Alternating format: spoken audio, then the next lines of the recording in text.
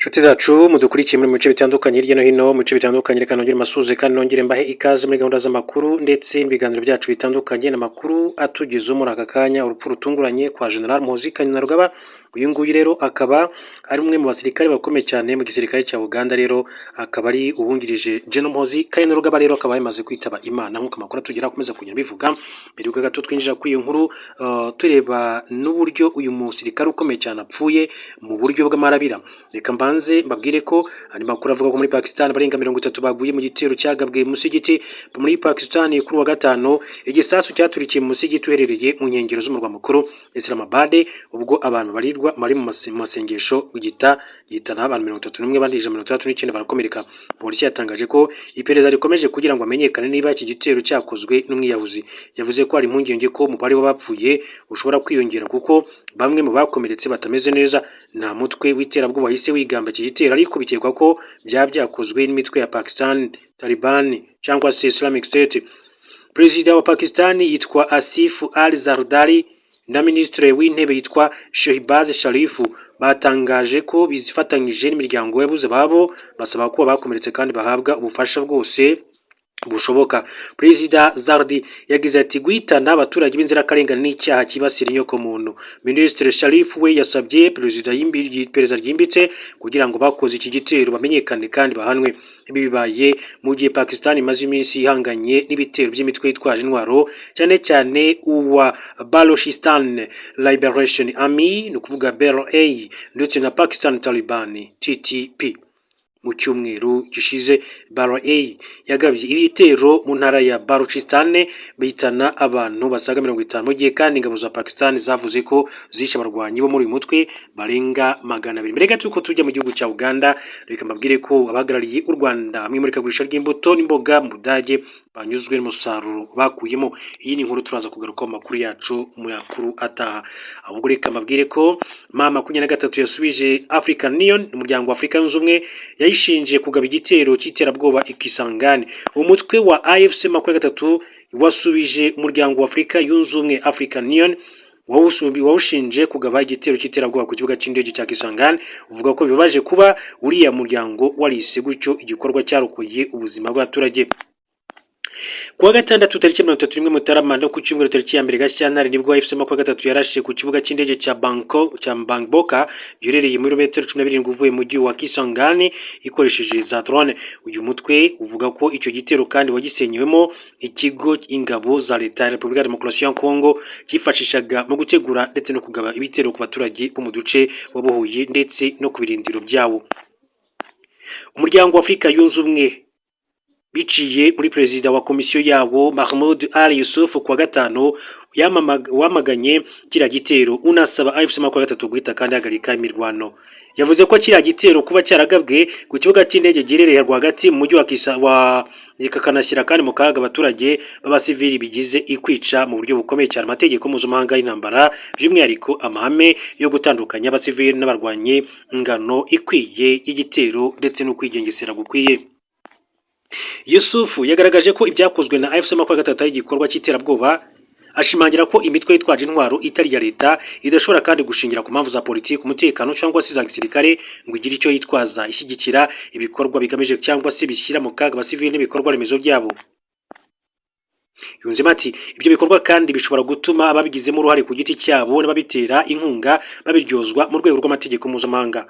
AFC 23 biciye mu manyamabanga uhoraho wayo Benjamin Mbonimpa yagaragaje impungenge ko itangazo risebanya rya komisiyo ya African Union ryamagana isenywa rya drone zica abantu rikanashira ibitero by'indege byakomeje kandi kugabwa ku baturage b'abasivili no ku birindiro bya AFC 23 byakozwe n'ubutegetsi bwa Kinshasa wifashijwemo n'izo ndege zitagira abapilote cyangwa se abadereva. Yibukije ko kuva mu mezi arenga 2 ashize, by'umwihariko kwa 22 Mutarama 2023, abaturage b'abasivili bo muri Minembwe no misozi miremire cyane muri Kivu y'Amajyepfo bibasiwe n'ibitero by'ingabo za Repubulika ya Demokarasi ya Kongo zifashisha drone ziri hagati mu 8 ndetse na 12.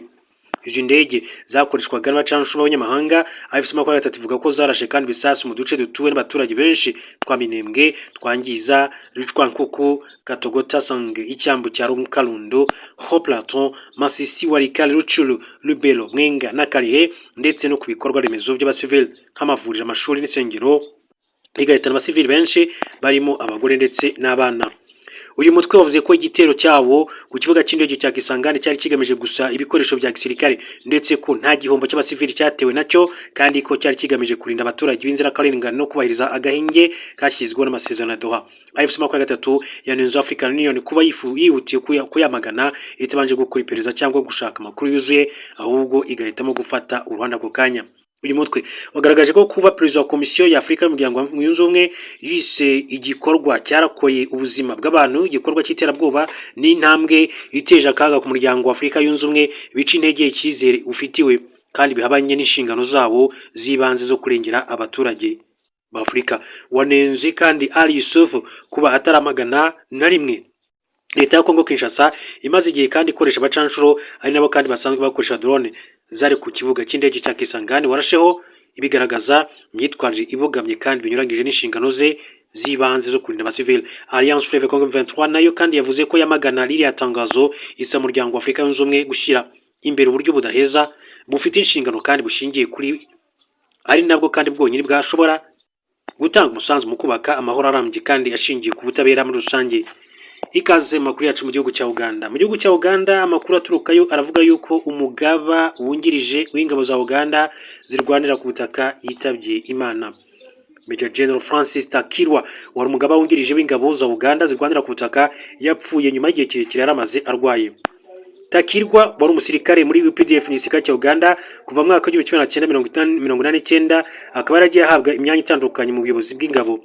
Ni imyanya irimo kuba umugaba mu bungirije w'ingabo zirwanira ku butaka, kuyobora division ya kabiri y'ingabo za Uganda ikorera Imbarara ndetse no kuba umuyobozi ushinzwe burezi sport n'umuco mu ngabo za Uganda.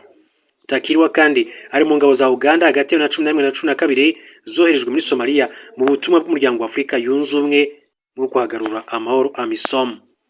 Mwaka wa 1935 nibwo uriya musirikare yavukiye Imbarara mbere yo kwinjira mu gisirikare mwaka wa 1989 nk'umusirikare yitabira amahugurwa ya gisirikare mu bihugu nka Uganda, Tanzania, Ubushinwa, Misiri na Afurika y'Epfo. Bindire ingingo muri aya makuru kandi mbabwire ko amakuru akomeze kugenda avuga nuko witwa Trump yibasiye yasibye amashusho agaragaza Obama n'umugore we rero nk'inkende. Perezida Donald Trump wa Leta Zunze Ubumwe za Amerika yasibye ku rubuga rwe rwa Truth Social amashusho yari yashyizweho agaragaza Barack Obama yasimbuye ku butegetsi n'umugore we Michelle Obama bameze nk'inkende. Trump kwa gatanu yabwiye abanyamakuru ko nta kosa rijyanye n'ayo mashusho yigeze akora, kwa ahubwo yabonye agace k'intangiro yayo mbere y'uko ashyirwa ku mbuga nkoranyambaga n'umukozi we. Senateur w'ishyaka ry'abarepublicain rya Trump yitwa Tim Scott usanzwe ari umwirabura kwa gatanu yari yasabye Trump gusiba ariya mashusho yise ikintu cy'ivangura cya mbere gikomeye cyabayeho mu mateka ya White House. President ya Amerika yari yabanje kandi kugaragaza ariya mashusho nka video isanzwe kuri internet igamije kandi gutebya, inasaba kandi abantu kureka kuyakabiriza. Icyakora nyuma yo kutswa igitutu cyinshi n'abantu batandukanye barimo n'abasenateri benshi b'abarepublicain, amashusho yahise asibwa ku rubuga rwa Truth Social rwa Trump White House kandi yavuze ko umwe mu bakozi bayo ari we washyize ku karubanda ariya mashusho mu buryo bw'amakosa. Usibye Obama na Michelle Obama bagaragara muri ariya mashusho, anagaragaramo abandi bantu bakomeye cyane mu ishyaka ry'abademokrate nabo bagaragajwe nk'inyamaswa zitandukanye, barimo nka Alexandria Ocasio-Cortez wagaruriye New York muri nshinga amategeko, meya w'umujyi wa New York Zohran Mamdani ndetse na Hillary Clinton. Trump yasibye ariya mashusho nyuma yo kotswa igitutu n'abanyapolitiki benshi bagaragaje ko ibyo yari yakoze byuzuye ivangura ryo mu rwego rwo hejuru muri iki gihugu cya Leta Zunze Ubumwe za Amerika. Mu biganiro n'abanyamakuru byo muri White House birebana n'umugabane wa Afurika ntihaburamo umugore uharana inyota yo kubaza ibibazo. Kuri bamwe Hariana Velas Victoria agaragara nk'impirimbanyi ariko bakamunengera bikomeye ko yifashisha uyu muhate mu kwirakw'iza icengezamatwara ry'ubutegetsi bwa Repubulika ya Demokarasi ya Congo. Velas afite imyaka 42 akomoka muri Angola ndetse yanigeze gukorera televiziyo y'iki gihugu Televisão Pública de Angola. Mbere yakoreshaga mikoro yumvikanisha ijwi rya Afurika akanabishimirwa na bose, ariko ibyo byahindutse mu ntangiriro za 2025 ubwo Perezida Felix Tshisekedi yatangiraga gusaba Leta Zunze Ubumwe za Amerika kumufasha guhagarika intambara mu gihugu cye. U Rwanda rufasha AFC 23. U Rwanda rwateye RDC ubushotoranyi bw'u Rwanda. Bya birego byose ubutegetsi bwa RDC bumaze imyaka 4 bushinja u Rwanda byatangiye kumvikana mu kanwa ka Velas Victoria. ashishikarira kandi gusaba ubutegetsi bwa Perezida Donald Trump kurufata ibihano. Kuva muri Mata 2025 Velas Victoria ntakita ku bibazo byugarije ibindi bihugu bya Afurika nka Sudani y'Epfo, Somalia n'ibihugu byo muri Sahel byugarije n'umutekano muke, nyamara yitwa ko ari umunyamakuru ukurikiranira hafi ibibazo byo ku mugabane wose. Ubutumwa bwe ku mbuga za X ndetse na YouTube buhora ari RDC. Tariki 27 Kamena uwo mwaka Velas Victoria yaratunguranye muri White House abwira Trump ko Tshisekedi ashaka kumutanga mu bazahatanira igihembo cy'amahoro cya Nobel. Ni ubwa mbere Perezida wa Amerika yari yumvise uyu mugambi kuko mugenzi we Kinshasa atari yarigeze awumubwira. Urubuga Neo Africa ku itariki ya 6 Gashyantare 2026 rwanditse ko kuva mu mezi make ashize Hariana Velas Victoria yahinduye ikibazo cya RDC urugamba rwe ku giti cye n'urwo mu rwego rw'umwuga. Uyu munyamakuru ntiyabihakanye ahubwo yakwirakwije ubutumwa. Igiteye impungenge kurushaho ni uko mu gushyigikira ubukangurambaga Hariana Velas Victoria yatangiye gukwirakwiza ubutumwa bw'abarwanya leta y'u Rwanda bamunzwe n'ingengabitekerezo ya jenoside, baba abanyarwanda baba mu mahanga cyangwa se abo mu karere, bishimangira ko ikibi cyose kivuga u Rwanda acyakira neza. Tariki ya 4 Ukuboza 2025 u Rwanda na RDC byagiranye amasezerano y'amahoro y'ubufatanye mu iterambere ry'ubukungu bifashijwemo na Amerika. Hariana Velas Victoria yabajije Trump ati ni ryari ingabo z'u Rwanda zizava ku butaka bwa Congo. Amusubiza yikiza ati ni vuba cyane. Byasaga naho Hariana Velas Victoria yatumye iki kibazo na leta ya RDC kuko abashyigikiye bamukomeye amashyi, ariko ku rundi ruhande abazi neza ibikubiye mu masezerano yashyizweho umukono bamufata nk'uwatanye kuko nta magambo arimo yemeza ko ingabo z'u Rwanda ziri muri Repubulika ya Demokarasi ya Congo. Amasezerano ya Washington avuga ku gusenya umutwe w'iterabwoba wa FDLR umaze imyaka myinshi cyane ushyigikirwa na leta ya RDC, ikabikora ititaye ku kuba waraciye abaturage benshi cyane barimo abanze kuva ku butaka washinzemo ibirindiro ndetse no gukuraho ingamba z'ubwirinzi u Rwanda rwashyizeho. Abasesenguzi bavuga ko Hariana Velas Victoria adashobora kwigira nyoni nyinshi ngo avuge ko atazi ko FDLR hari ikibazo ku mutekano w'akarere kuko Amerika akoreramo kenshi cyane yawushyize ku rutonde rw'imitwe y'iterabwoba. Inashyigikira imyanzuro y'akanama k'umuryango w'abibumbye gashinzwe umutekano y'uko ugomba gusenywa burundu. Impamvu uyu munyamakuru atavuga ko leta ya RDC ifasha FDLR n'imitwe igize ihuriro Wazalendo kandi raporo mpuzamahanga zishimangira ko iyi mitwe igira uruhare rukomeye cyane mu buzima bwa buri munsi ndetse no mu bugizi bwa nabi bukorerwa abanyekongo bo mu bwoko bw'abatutsi, nicyo kwibazwaho. Igisubizo nuko yahindutse igikoresho cy'icengezamatwara ry'ubutegetsi bw'i Kinshasa butifuza ko ibyo bimenyekana. Kuba igikoresho cya leta ya RDC bigira ikiguzi kuko hari amakuru ahamya ko mbere y'uko Hariana Velas Victoria yabaza Trump igihe ingabo z'u Rwanda zizavira muri RDC, ubutegetsi bwa Tshisekedi bwari bwamuhaye amadolari 4,000 kandi ko yari yiteguye kubaza ikindi kibazo yahawe n'umuvugizi wa guverinoma ya RDC Patrick Muyaya mbere y'uko ikiganiro kirangira, ariko yima umwanya. Muri Mutarama 26 leta ya RDC n'iy'u Burundi zakajije ubukangurambaga bugamije gusabira u Rwanda ibihano zifashishije imbuga nkoranyambaga.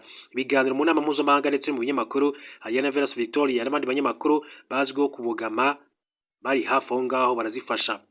Uko kwezi nibwo Velas yagiye Kinshasa n'Igitega mu Burundi agirana ikiganiro na Perezida Felix Tshisekedi ndetse na Evariste Ndayishimiye ku mutekano wo mu burasirazuba bwa Congo.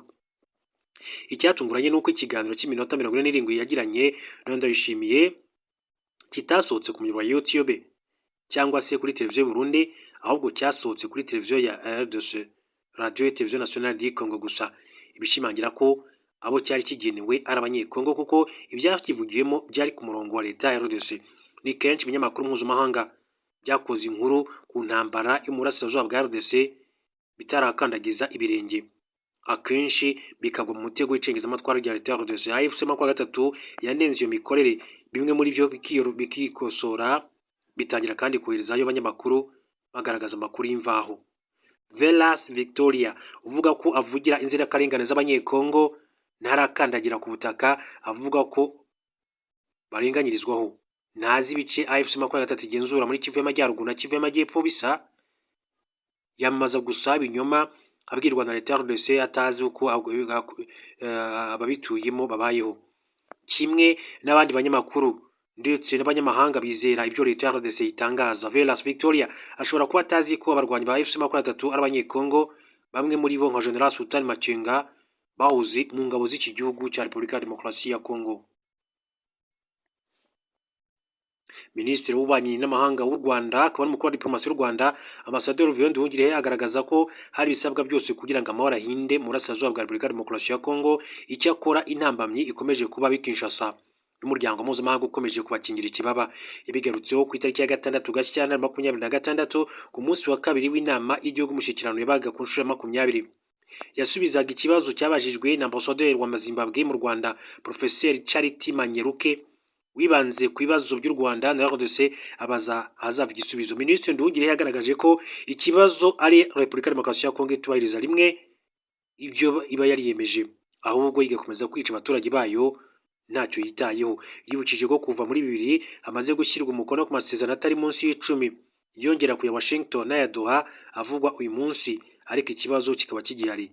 Ibyo byiyongera ku myanzuro y'inama y'umuryango w'abibumbye ishinzwe umutekano irenga 20 yemereye New York muri Leta Zunze Ubumwe za Amerika ahari icyicaro cya Loni. Minisitiri Nduhungirehe ati ayo masezerano niyo myanzuro bivuga ko gusenya imitwe ifitwe intwaro irimo na FDLR ndetse no gukemura ibibazo ushingiye ku mpamvu muzi zibitera, ariko iyo myanzuro n'aya masezerano ntabwo yubahirijwe. Minisitiri Nduhungirehe yavuze ko icyabuze atari amategeko cyangwa se ingabo zo gufasha mu kubibahiriza, cyane ko ingabo ziri mu butumwa bw'amahoro bw'umuryango w'abibumbye muri RDC MONUSCO ziri muri iki gihugu mu myaka 26 ishize. Iyi MONUSCO avuga imaze imyaka 26 iherutse kandi kongererwa igihe cy'akanama k'umuryango w'abibumbye gashinzwe umutekano. Biteganyijwe ko ubutumwa bwayo buzarangira ku itariki 20 Ukuboza 2026.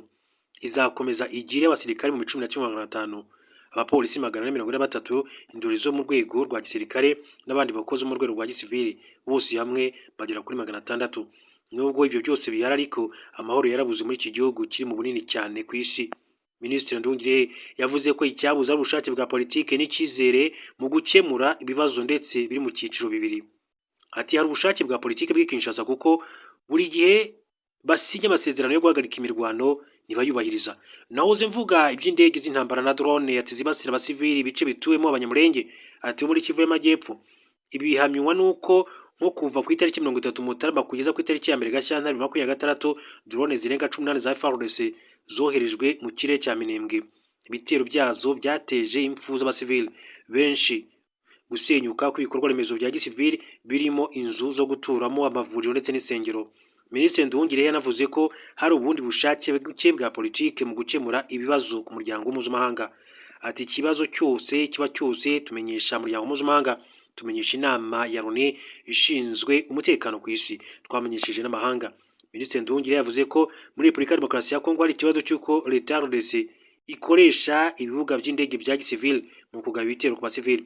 Bijyanye n'uko ihuriro rya mama 23 kandi rwanya ubutegetsi bwa Repubulika ya Demokarasi ya Kongo rirutse gutangaza ko mu ijoro ryo ku itariki 31 Mutarama kugeza ku itariki ya 1 Gashyantare 2026 ryagabye igitero cya drone ku kibuga cy'indege cya Bangoka Kisangani mu ntara ya Chopo. Ryasobanuye ko iki gice gitegurirwamo ibitero bya drone bigabwa mu ntara ya Kivu y'Amajyaruguru na Kivu y'Amajyepfo. Nyuma yaho igisirikare cya Repubulika ya Demokarasi ya Kongo gitangaje ko cyahanuye drone nyinshi zagabwe kuri iki kibuga cy'indege. Amakuru yemeza ko ku kibuga cy'indege cya Bangoka kiri mu ntera y'ibirometero 17 uvuye mu mujyi wa Kisangani hari igice cyahariwe igisirikare kibamo drone zirimo CH4 zaguzwe mu Bushinwa na Tai Anka zaguzwe muri Turukiya. AFC 23 kandi yagaragaje ko iki gitero cyari kigamije gusenya iki gice cy'ingenzi ku ngabo za Repubulika ya Demokarasi ya Kongo n'abafatanyabikorwa bazo, ishimangira ko ubu ifite ubushobozi bwo gusenyera ikibi aho cyaba gituruka hose, kandi ko leta ya RDC atariyo yemerewe gukoresha drone n'abacanshuro gusa. Ni ibikorwa byamaganywe n'imiryango mpuzamahanga benshi bakagaragaza ko ari ukubogama na cyane ko batanengaga imikorere ya Repubulika ya Demokarasi ya Kongo kutubahiriza amasezerano. Minisitiri Nduhungirehe ati none tubona imiryango mpuzamahanga inenga uwasubije bamugabye y'igitero aho kunenga utubahiriza amasezerano ndetse no kwibasira abasivili hashingiwe ku moko.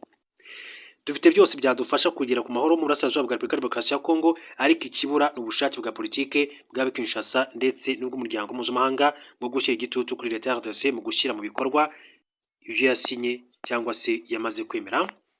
Uwo ni Ambasaderi Olivier Nduhungirehe, Minisitiri w'Ububanyi n'Amahanga ndetse akaba n'umukuru wa diplomasi y'u Rwanda. Hanyuma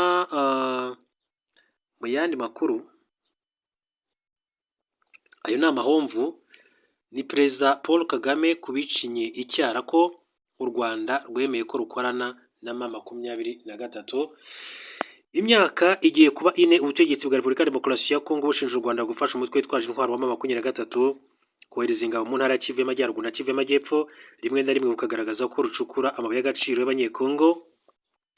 Mu mpera za Mutarama 26 ubutegetsi bwa RDC n'abafatanyabikorwa babwo barishimye cyane bicinya icyara nyuma yaho ambasaderi w'u Rwanda muri Leta Zunze Ubumwe za Amerika Mathilde Mukantabana abwiye abadepite b'Abanyamerika ko rukorana na M23 mu bijyanye n'umutekano.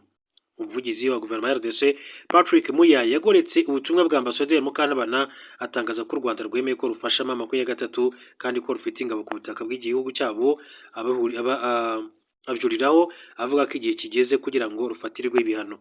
Mu nama y'igihugu umushyikirano yatangiye ku itariki ya 5 Gashyantare 2026, Perezida Kagame yatangaje ko iyo u Rwanda ruba rwohereje ingabo muri RDC kugira ngo rushakeyo amabuye y'agaciro, ubukungu bwarwo buba bwarikubye inshuro 100 ugereranyije naho buri uyu munsi wa none, nk'uko umukuru w'igihugu cy'u Rwanda nyakubahwa Perezida Paul Kagame yagiye abigarukaho.